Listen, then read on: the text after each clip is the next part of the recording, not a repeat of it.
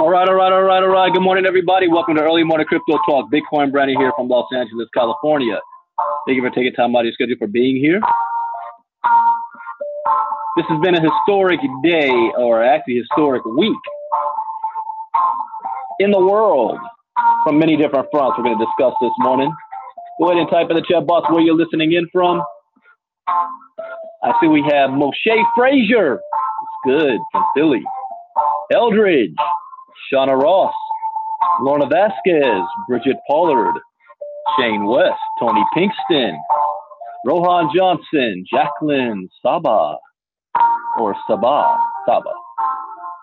Michael Zvinsk from Sweden. Make sure you hit the thumbs up button on the YouTube channel.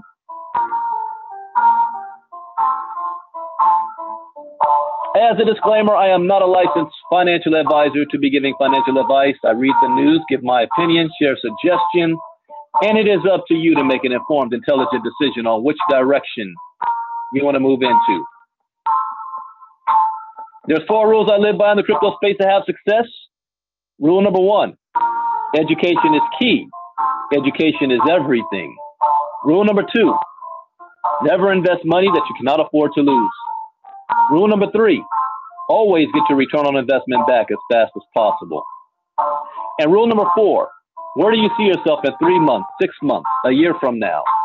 What are you willing to do to make that happen? Make a decision, find a vehicle that's going to get you to where you want to be, like KGX. Take action and stay focused. Do not get distracted. There's so many things out there that can distract you that you have limited resources. You cannot be a part of everything. Now, this is not going to guarantee you success, but it will at least minimize your risk. And that, ladies and gentlemen, is the most that we can ask for. And thank you very much, Bridget.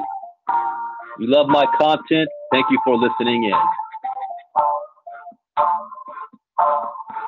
All right, so let's go ahead and share screen here. Historic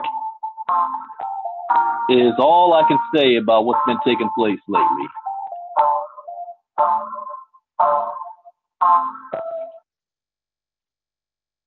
All right, you should be able to see my screen. That's first. We're always going to talk about CoinMarketCap.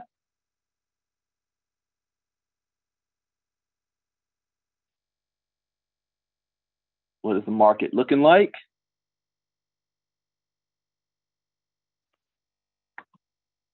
All right, total value 120 billion. Oh, this has been stagnant. 24 hours. It has not changed. BTC dominance 52.7%. Flatline. Except for that, look at Ontology is up 17%. What caused that bump? Pump and dump. Holo's up 10% there. Let's see, best performers, 24 hours, Ontology, Crypto.com, Holo, Binance Coin is up almost 7%. Tron is up 2.5%. Worst performers last 24 hours, Komodo, Loopring, Stratus, Arc, Maker, Theta, Bitcoin SV, Zcash, XRP, Ripple, negative 1.29%. All right, now flat market. Nothing to really talk about, but we've seen some major. That's for the worst case. They did have a rise and then a dip. Bitcoin seems to be on the down verge a little bit here, but it's still at 3,600 point. Okay, let's talk about some haters. 3 people who hate Bitcoin with a passion. Come on, haters. What did Bitcoin ever do to you? Took your money. You gave your money to somebody else to invest and they ran off with it. Why the hate? Or do you really love it? You were proven wrong. You can't swallow your pride and admit you were wrong. Well, let's see. There's something about Bitcoin that stirs up strong emotions in people. Libertarians love it. Anarchists adore it. Cypherpunks crave it. And I am none of the 3, but I still love it. But not all of the emotions Bitcoin engenders are positive. Bankers fear it. Politicians distrust it. Environmentalists resent it. And a few people, why? They veritably hate it. So when people develop an aversion to something, their immediate instinct is to normally steer clear of it, be it baths or Bitcoin. If you loathe it, you're prone to avoid it at all costs. That's one thing. If you don't like it, why are you always talking about it? That's what I always say about people. It's almost like in relationships, right? One person breaks up with the other, says, well, I really don't care about that person anyway, but they're always talking about them later to their friends. Like, I thought you didn't care. Why are you still talking about her? Why is she still on your mind? So for some masochists, however, steering clear isn't an option. Like a wobbly tooth, they can't resist prodding. They keep returning to Bitcoin time and again, fascinated and repulsed in equal measure. These subjects are prone to defend their Bitcoin obsession on the grounds that they're simply trying to protect innocent investors from succumbing to its wiles. Rat poison squared, as Warren Buffett memorably dismissed it. Their inability to leave Bitcoin alone, however, betrays a deeper fear, isn't that what I said?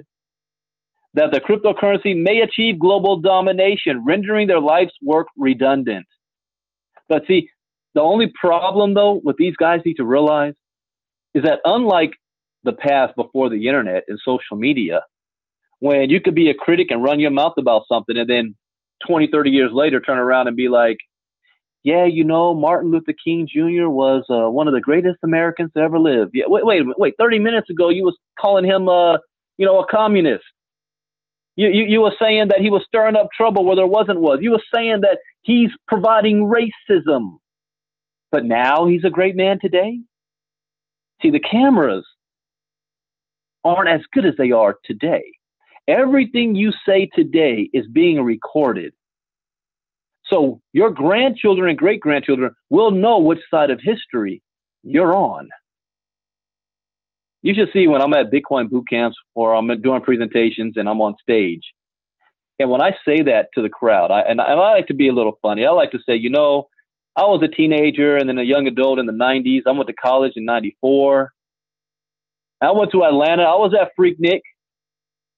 No shame in my game. I was at Freaknik. I was at Daytona, spring break. But guess what? There ain't no videos or Facebook or MySpace to record what I was doing. Well, no videos that I know that aren't floating around. We had VH tapes back then. We had Yo MTV Raps and Bitcoin. I'm not Bitcoin. BET Spring Break, the HBCUs. But there's no video of me acting a fool, doing something I shouldn't do that if I run for political office is going to bite me in the butt later on. But today, everything you do and say is being recorded, and your grandchildren, not only will they be able to hear stories, but they will be able to read and listen to you verbatim. No longer secondhand information. They're getting it from the horse's mouth. You should see the look on people's face when that hits them. when they realize it. They're like, oh. You're like, yes, I was that stripper that got $125,000 in one day after the Super Bowl. They got me on camera. Grandma, was that you? Hey, Grandma had to do what she had to do. But all I'm saying, I'm making a point here. Sometimes when you realize that you're wrong, just admit it and say there's no shame in saying, I was wrong. I was proven incorrect. I've changed my opinion. That's okay. These guys will never admit that. So I'm getting back to my point of the article. Or you got guys like Warren Buffett, who calls it rat poison square and then invests hundreds of millions of dollars into fintech technology. He's part of the say one thing and do something else crowd. So their inability to leave Bitcoin alone, however, betrays a deeper fear that the cryptocurrency may achieve global domination, rendering their life's work redundant.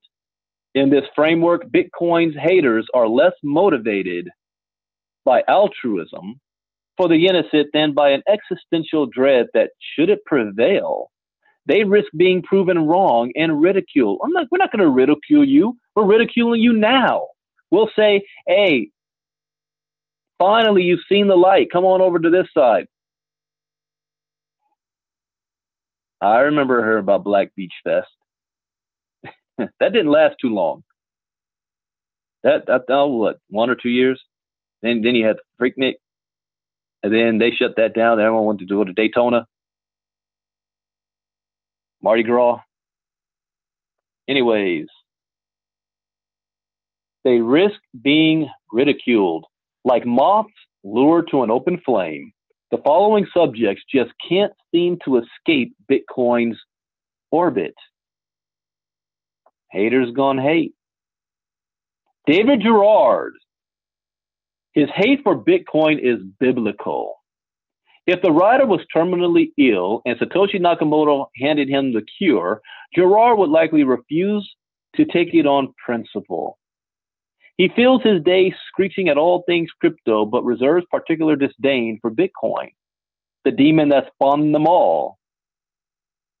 Best known for his blog attack of the 50-foot blockchain, Gerard's work can also be found on sites like Foreign Policy, where he crafts such impartisan articles as, forget Bitcoin, try your mattress. Really? Cryptocurrency is about as safe as keeping your money in a sock under someone's bed. Really? He also penned a guest post for The Block titled, The Problem with Bitcoin. The problem with Bitcoin, it transpires, is everything Gerard finishes his tirade in Krugman-esque terms, opining, there will be something called Bitcoin descended from the present software and blockchain for decades.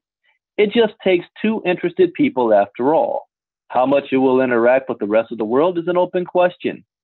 Most new technologies don't really go anywhere after all. Really?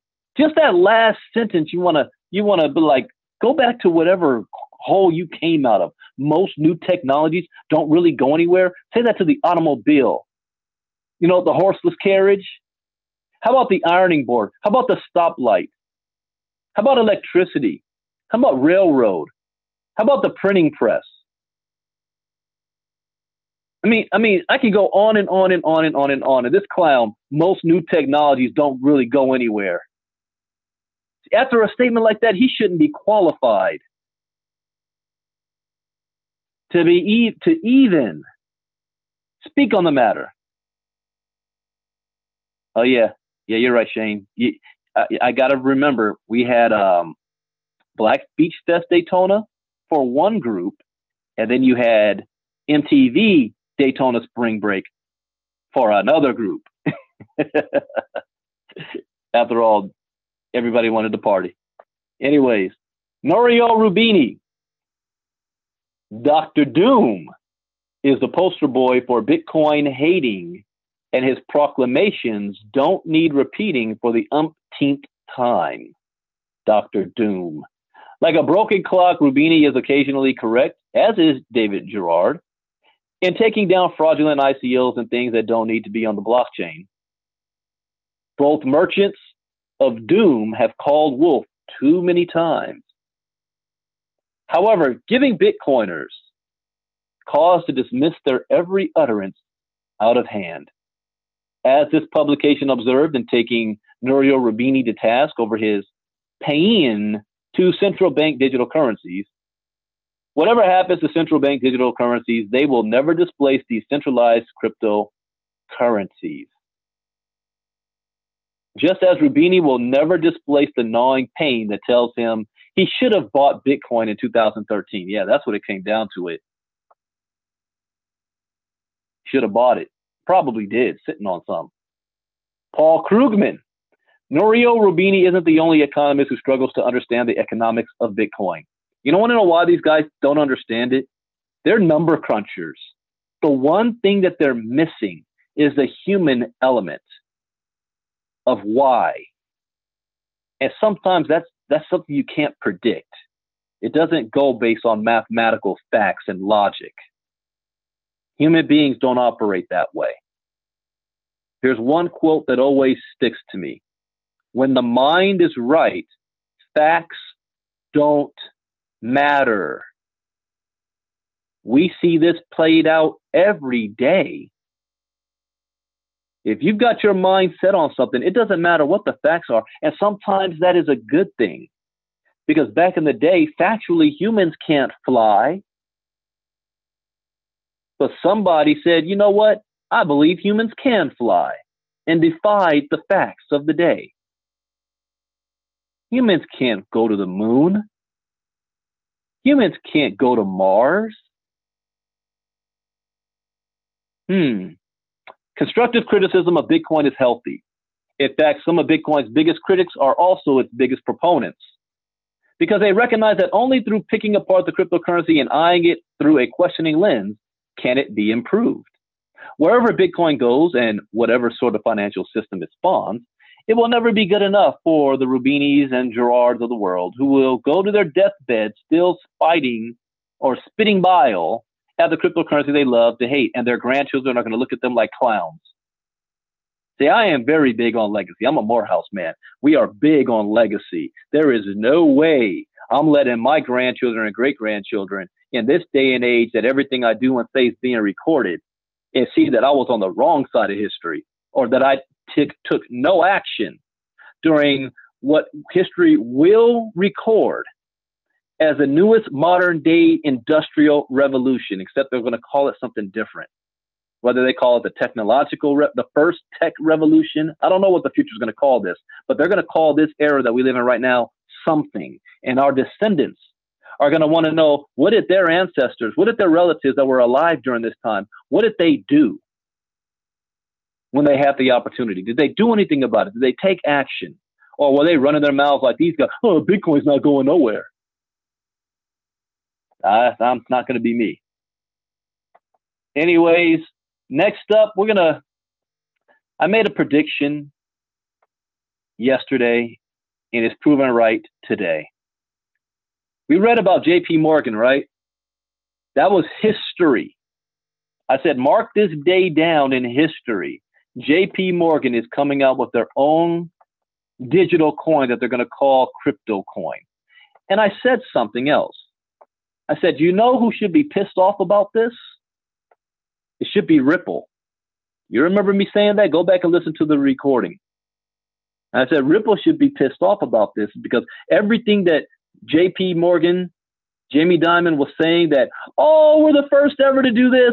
Oh, we're gonna eliminate the fees that it costs from doing cross-border transactions. Oh, we're gonna speed things up for our high institutional investors.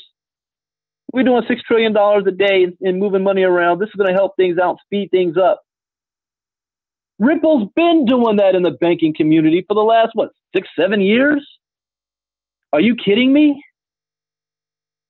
And what do I wake up to this morning? The CEO of Ripple has something to say. Why am I not surprised? Ripple CEO says JP Morgan's cryptocurrency misses the point. So, of course, he read the same article we read. He was probably sitting there in the chair like, oh, no, they didn't. No, they didn't say that. No, they're not doing this. First thing in the morning, he's got something to say. JP Morgan is already facing severe criticism from the crypto industry just a day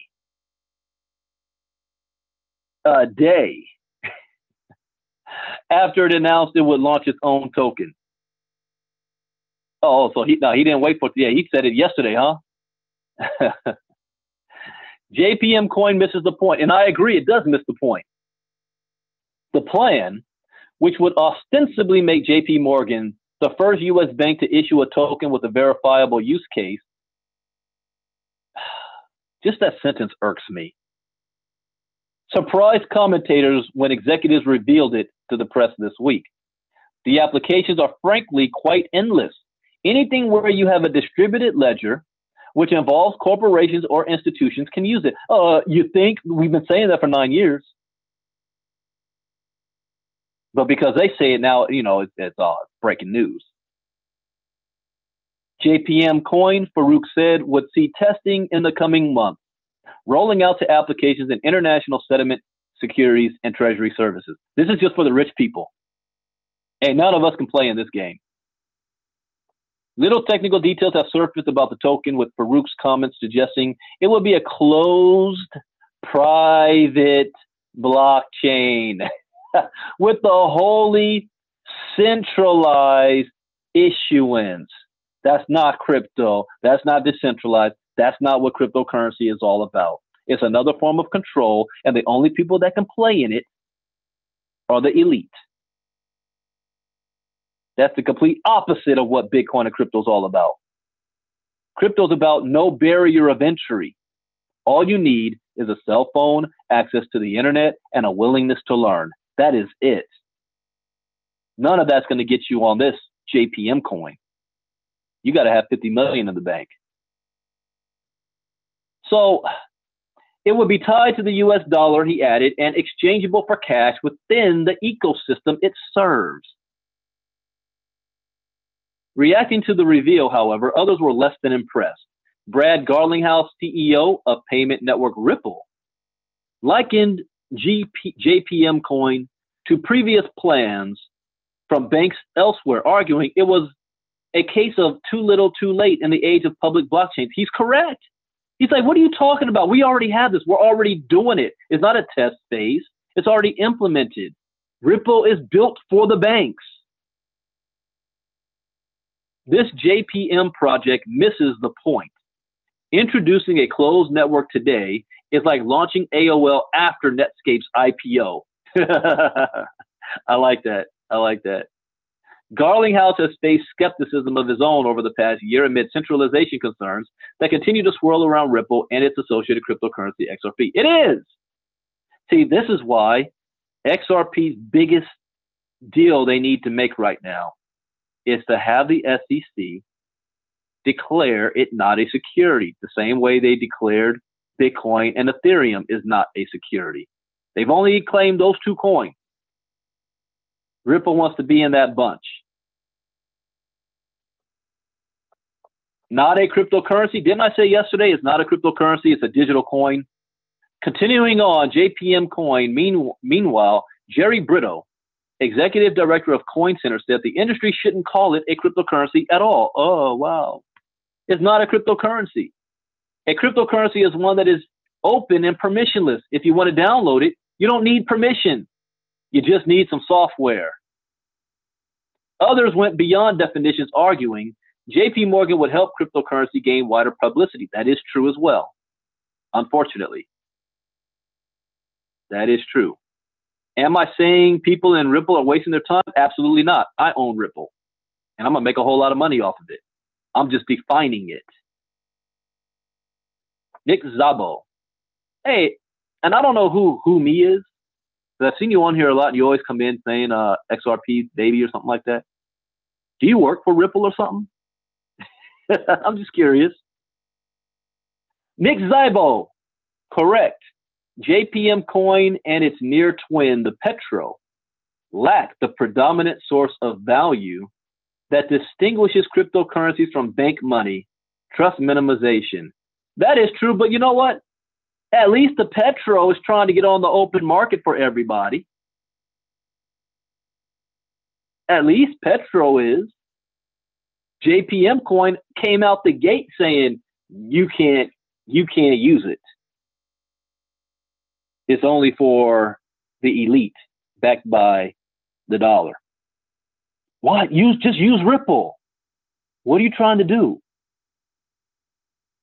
Even Warren Buffett figured that out. Even the Gates Foundation figured that out. They're all using Ripple. IBM.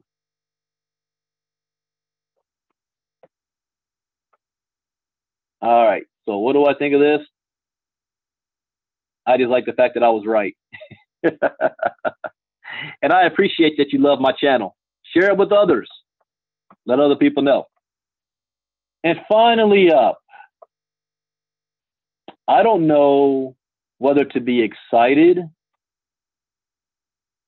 or scared out of my mind about this. This is not surprising to me. I predicted this 2 years ago. But this is history in the making right now. Again, like I said, this has been a week of history in the making. Today, we've had a president that has done something no other president has ever done before.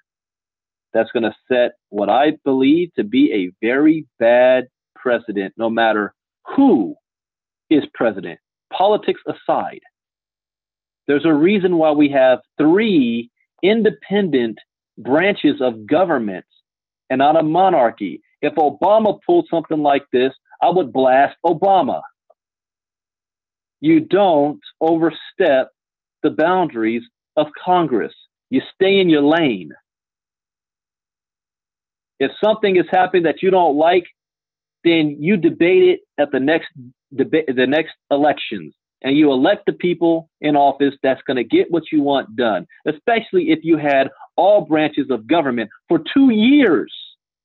And you wait until Congress flips and then try to push this through, it's going to set a bad precedent, because the next time a Democratic president is in office, they're going to do something crazy. They're going to put some policy. See, when you declare a state of emergency, that's when you have an emergency, not based on policy, but real emergency. This is a policy emergency, not a real emergency. That's like Obama, if he's in office saying, oh, I'm going to declare a state of emergency on, I don't know, climate change. I'm going to declare a state of emergency on gun control. I'm going to declare a state of emergency so everybody can have free medical care. Congress be damned. Like I said, politics aside, don't think, oh, because it's my guy, I'm for it. This is a very bad president. It is history in the making. But not only that, we've got Russia. Putin declares total independence. Now, I'm curious as to why they put the term Rothschild-Controlled U.S. dollar. That wasn't necessary. But from Rothschild-Controlled U.S. dollar, I guess because of this source, News Punch. So this is a political type news source. Why isn't this on main news right now? This should be the biggest news in America right now. Not the wall, not Donald Trump, not the Mueller investigation, none of that. Right here should be the biggest news. Why? How soon we've forgotten the Cold War. Do you think the Cold War has ended in Vladimir Putin's head? Not at all. He's former KGB. He was trained during the Soviet Union era. He wants to come back to the glory days of the USSR, not the Russian Federation, the USSR. And his main goal, if you know you can't beat him on the battlefield, you play a game of chess. And he is winning the game of chess while the United States is playing chutes and ladders. He's playing chess. And since World War II, we've been able to hold the world in check because of the US dollar. And when the US dollar is no longer or can no longer be used as a weapon to enforce US policy, we open the doors back to the days before World War I and World War II. This should be alarming to everybody. Just because most of us alive today we weren't alive during World War II. We don't know the politics before then because people don't read what led up to it, how it came to be. The average, you pick somebody up walking down the street and you say, hey, who are the Allies and who are the Axis powers? They'll look at you like you're crazy. Like, what? Is that a video game or something? Call of Duty? Although the kids today probably will figure it out because they play video games. This is the biggest news, political news in the world right now. Putin declares total independence. Why? Well, the sanctions aren't going to work on him anymore. 2 years ago, President Putin banned Jacob Rothschild and his New World Order banking cabal from operating in Russian territory under any circumstances. Now, interesting that Trump is kind of attempting to do the same thing. So the Rothschilds control the Fed, Federal Reserve. And now, following his recent election victory, you call that an election? Putin has vowed to continue unburdening Russia's economy from the dangerous monopoly of the US dollar in order to ensure Russian sovereignty in an increasingly globalized world. Addressing the Russian parliament following his inauguration, Vladimir Putin said that declaring total independence from the global banking cartel and Rothschild international money lending organizations would be the greatest gift he could give to future generations. Okay, I've got a question. How old is this article? This is an old article. Oh, my bad. It's still major news, but May 10th, 2018. So it's not even a year ago. So still, if you didn't know this, still big news because everything you've seen him do since then has been on this topic, buying up gold, eliminating U.S. debt.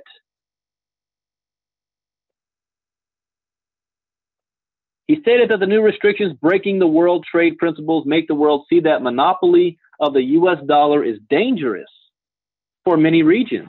According to him, de-dollarization should be promoted on principle in order to preserve the country's sovereignty. And if I were Russian, I would agree with him. While Putin did not name an alternative currency, back then he didn't, he does now, the Russian, the crypto dollar, what do they call it? The Russian ruble. No, ruble coin, that's it, ruble coin. It is believed he is against any currency becoming a quasi-world currency, especially if that currency is pushed by the Rothschild International Monetary Fund in WTO. They said we couldn't do it. They said we would be destroyed. You know why he said that? You know the last U.S. president that attempted to do this? You know who that was? Yeah, John F. Kennedy. And no other president has even touched it since then until Trump's starting to. Putin told staff and senior associates at an event last year, and our future generations will be born without Rothschild chains around their wrists and ankles. This is the greatest gift we can give them. Russian Finance Minister Alexei Kudrin also spoke at the event and praised Putin's achievement in driving the Rothschilds out of the country. They don't go easily, Kudrin said, but we have proved it is possible. The greatest legacy that can be passed on to your children and grandchildren is not money or other material things accumulated in life, but rather a legacy of freedom from enslavement. You know, I don't have a problem with that quote. In hindsight of my ancestors, the greatest legacy that can be passed on to your children and grandchildren is not money or any other material things accumulated in life, but rather a legacy of freedom from enslavement. Hey, Martin Luther King Jr. could have said that. I have no problem with that statement.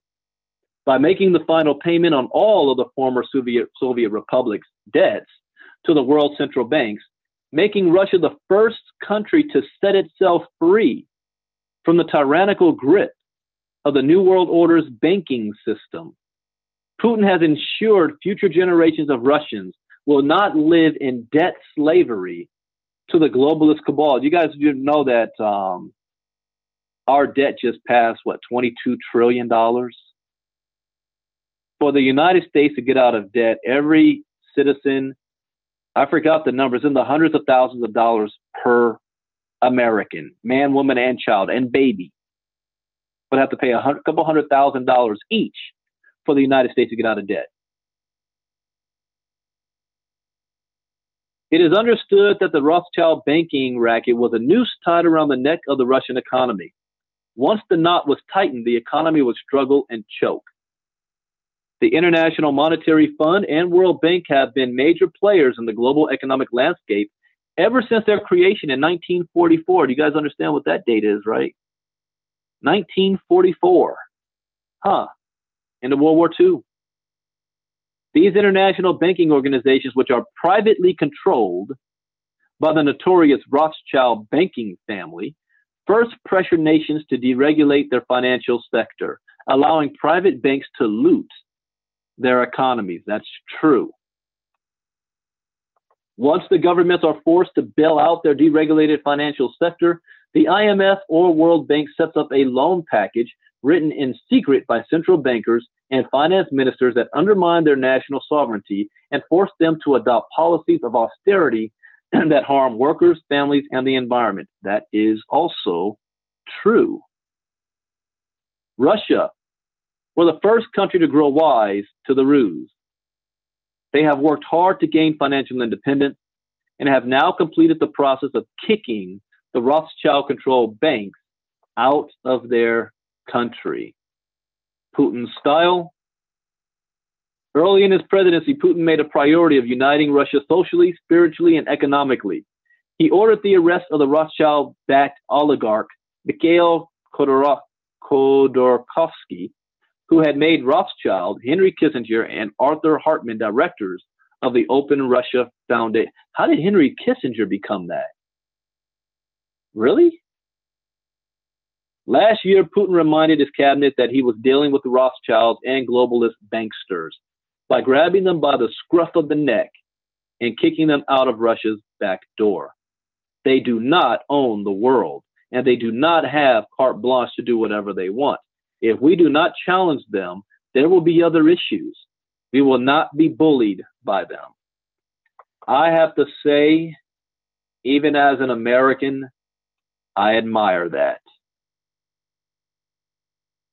That doesn't mean I support Vladimir Putin. But he played a game of chess for his country, and he is winning it.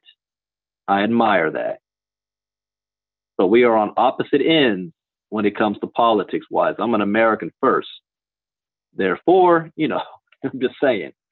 But this is historic. It's going to present a challenge for the United States because you're going to have other countries attempt to do the same thing, which means,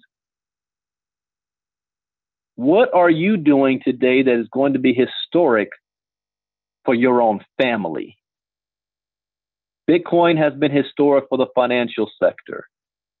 Green is going to be historic for the electricity sector.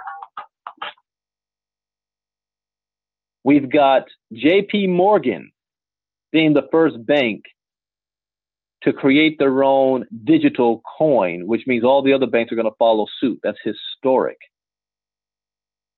We've got Russia, China, Iran declaring independence from the US dollar. That has not been done since World War II. Historic. Last night, I listened to a gentleman who made $300,000 in 3 weeks on his own money without having to recruit anybody, investing, letting your money work for you. Historic. Light bulbs was bouncing off of my head that I know without a shadow of a doubt financially where I will end up by the end of this year. I can be screaming it till I'm blue in the face. And you know what was even more exciting? The type of programs that they're using is the same thing that we are bringing into KGX. So those that take advantage of it, take action now. You're going to be following Jim Rohn's most famous quote in my eyes, or mission that he had. He said, "My goal is to create a financial wall so high around my family that nothing can penetrate it."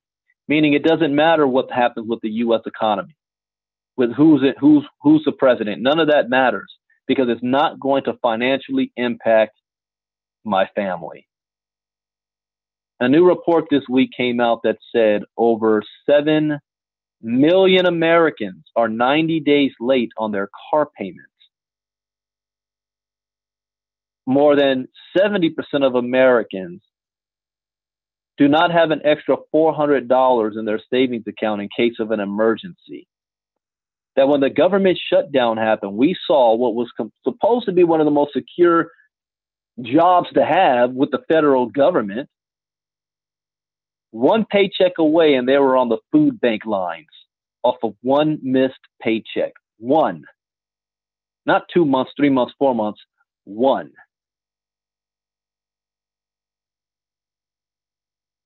But at the same time, we are living in the greatest economic chance of prosperity in human history that every single man, woman, and child has access to.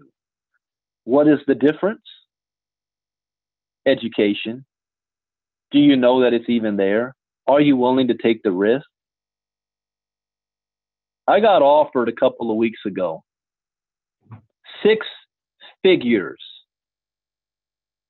to join some new company and help put their training together and help put the leaders together and all that stuff. 6 figures. I said no. Why? Number one, I'm not moving backwards into the network marketing industry and where I got to recruit a gang of people, have them on auto ship, selling lotions, potions, and creams and stuff. That's not my passion.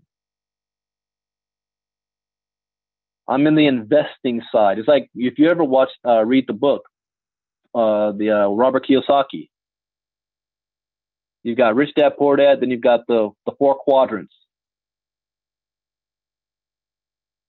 And the investing side now, letting your money work for you. Do you realize, and I've seen this from multiple things, if you can figure out how to amass an extra $50,000 to $75,000 that you do not need to pay your bills with and live off of, but that you can use to invest, and you know where to put it, you realize that you're done. Literally, you're done. So the light bulb that was going off in my head is, okay, how do I help the most amount of people to be able to make an extra $20,000, $50,000, $75,000? Give them the education so that they know where to put that money and let their money work for them. That's what KGX is all about. That's why we're launching the programs we have. It's not the only ones out there as far as those type of programs. If you know what to do, it's game over. I know I'll have an extra $4 million in the next couple of years. That's just off of one source. So anyways, anybody that's looking to follow my train of thought, where I want to end up, where I want to be, they shoot me a message and I'll let you know how to do the same thing. How to get the funding you need, how to get the education you need, how to plug into the right sources, things that are not advertised. Shoot me a message. Otherwise, all I say is good luck in whatever it is you choose to do. If it's making you happy, who am I to argue? If it's paying your bills, then God bless. I'm beyond just paying bills and living. It's all about quality of life and preparing when the house of cards comes falling down? Are you prepared? With that, everybody have a great day. Today is Friday, so there will not be a late night crypto talk tonight. And the next thing I'm doing, I think, is I'll do crypto talk tomorrow morning, but I think Monday at 3 p.m. Eastern, 12 p.m. Pacific, special green presentation for Peter Blackwell in Sweden, and he's got a group of businessmen from Sweden that's going to be on. Our co-owner of KGX, Mike Boggs, will also be on. That'll be on. I should have just used. Well, it'll be on teachmecrypto.info. Teachmecrypto.info. I guess I'll put that in here. HTTP. Teachmecrypto.info. So anybody's welcome. I don't have a but what you say what? Morehouse has a new president. I did not get an alert about that. James Jones. I need to check that out. Anyways, you guys have a good day. I will see you all tomorrow morning. God bless. Bye-bye.